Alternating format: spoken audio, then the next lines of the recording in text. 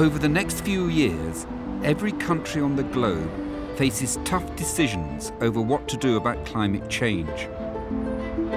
I've been thinking how scientists can win back the confidence we're going to need if we're going to make those choices wisely.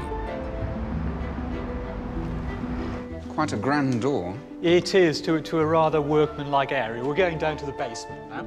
Before I started my presidency of the Royal Society, Keith Moore, the head librarian, wanted to take me on a tour of the archives to give me a glimpse of some of the jewels they contain.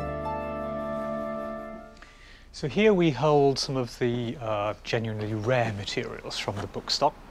Being surrounded by the products of so many brilliant minds is quite a humbling experience. These are the minutes of meetings. Is this all the notes of the Society's That's right, yes. So this goes right back to the very, very first meeting of the Royal Society. So what, really? What year is this? Yeah. So this is 1660. 1660. So here we have the memorandum that on November the 28th, 1660, these persons following met at Gresham College. So this is the first meeting of the organisation. Look at that. It's not even called the Royal Society at this point. At that point, no. And here's what they thought they were doing, founding a college for the promoting of physico-mathematical experimental learning. Is that Wren? Is that Christopher Wren? That's Christopher Wren, yeah. Robert Boyle here, yeah. They're all present, yeah.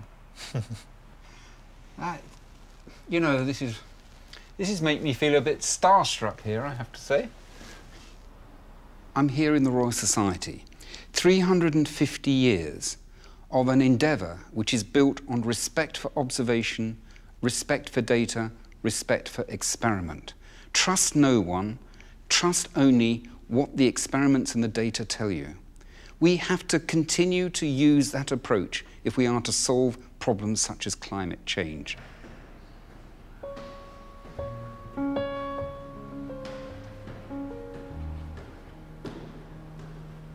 It's become clear to me that if we hold to these ideals of trust in evidence, then we have a responsibility to publicly argue our case. Because in this conflicted and volatile debate, scientists are not the only voices that are listened to.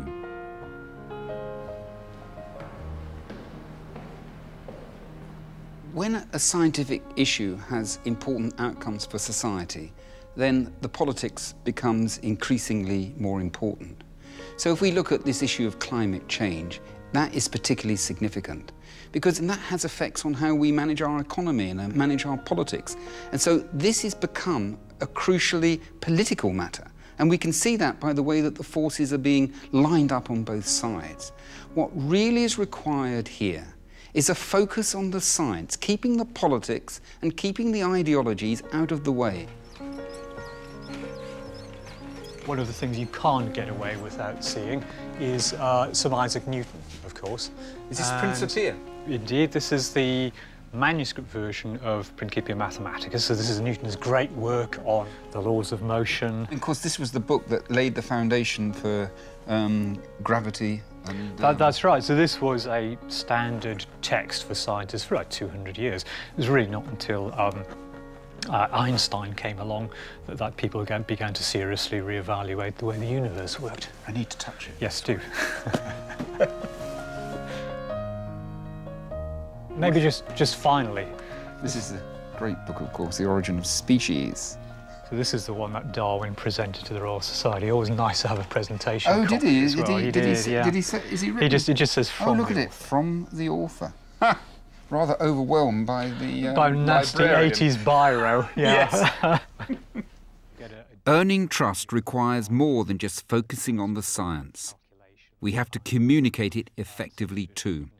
Scientists have got to get out there. They have to be open about everything that they do.